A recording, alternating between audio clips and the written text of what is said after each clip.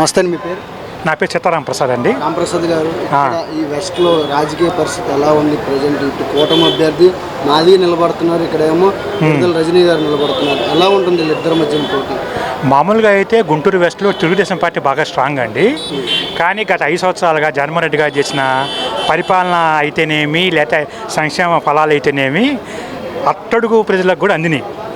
ఇంకా చెప్పాలంటే ఎంఎన్ రాయ్ గారు 1930లో చెప్పిన మానవుణ్ణి కేంద్రంగా చేసుకొని ఆ పరిపాలన జరగాలని ఆయన ఎప్పుడో చెప్పాడు 1930లోనే. రాజకీయ పట్టు కూడా అవసరం లేదు, మనిషిని కేంద్రంగా చేసుకొని అభివృద్ధి చేస్తేనే అభివృద్ధి కిందని చెప్పాడు. ఈ 5 సంవత్సరాల్లో జగన్మోహన్ రెడ్డి గారు మనిషిని కేంద్రంగా చేసుకొని పరిపాలన చేశాడు. అందువలన ఆ పరిపాలనా ఫలితాలు సామాన్య ప్రజలు కూడా అందాయి.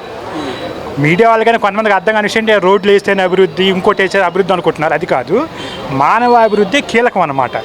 మానవాభివృద్ధిలో విద్యారంగంలో కానీ వైద్యరంగంలో కానీ అద్భుతమైన పనితీరు కనిపించింది గత 5 ఏళ్ల ప్రభుత్వాలు. అంతకుముందు చేశాయి కానీ నామమాత్రంగా తూతుమంత్రంగా చేశారు. 5 ఏళ్ళు దీనికి కేంద్రీకరించారనమాట. ప్రతి మనిషికి, ప్రతి కుటుంబానికి విద్య ఎంత మ్యాక్సిమం ఇవ్వచ్చు, ప్రతి కుటుంబానికి సంక్షేమం ఎంతవరకు ఇవ్వచ్చు అర్హులందరికీ అని ఇచ్చి అర్హులకు మాత్రం అందులో చేసి చాలా మార్పు కనిపించింది.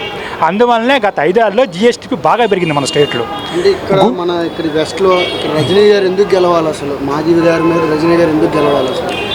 గత 5 ఏళ్లలో పెద్దగా ఫలితాలు వాళ్ళ అందలేదండి ప్రభుత్వం వల్ల. వీళ్ళ వల్ల సంక్షేమ వాలంటీర్లు వాళ్ళ వల్ల అందినాయి.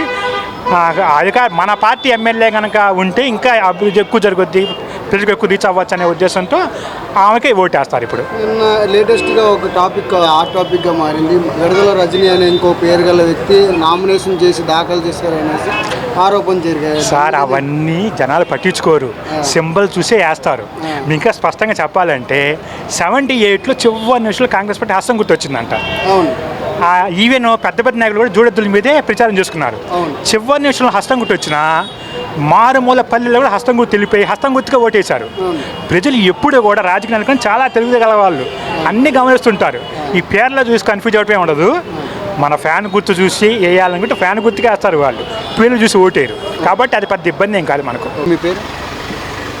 బాపిరెడ్డి గారు, ఎవరి పరిపాలన బాగుంది మీకు? జగన్ పరిపాలన బాగుంది. ఎందుకని? ఎందుకంటే పింఛన్ అవుతుంది, ఈ ఆరోగ్యశ్రీ అవుతుంది, రైతు భరోసా అవుతుంది, మొత్తం వస్తున్నాయి. మేము సన్నగారు రైతులు బాగా వస్తున్నాయి. అయితే ఇక్కడ స్థానికంగా ఇక్కడ ఎమ్మెల్యే పశ్చిమ నియోజకవర్గానికి గల్లా మాధవి ప్లస్ ఇక్కడేమో విడుదల రజనీ గారు నిలబడ్డారు. వీళ్ళిద్దరిలో ఎవరు వస్తే మంచి జరిగిద్దని అనుకుంటున్నారు? రజనీ. ఎందుకని? బాగా చేస్తుంది అది. అంటే గల్లా మాధవి గారికి రాజకీయ అనుభవం లేదంటారా? లేదు. ఎందుకు? ఆవిడకి కూడా చెప్తుంది కదా ఈసారి ఈ పశ్చిమ నియోజకవర్గంలో నేను జెండా ఎగరేస్తాను, టీడీపీ జెండా. అందరూ అంటారు ఎగరేస్తామని. అది. అయితే మీరేం చెప్పాలనుకుంటున్నారు ఈ పశ్చిమ నియోజకవర్గానికి? ఈ మామూలుగా రజనీ వచ్చింది.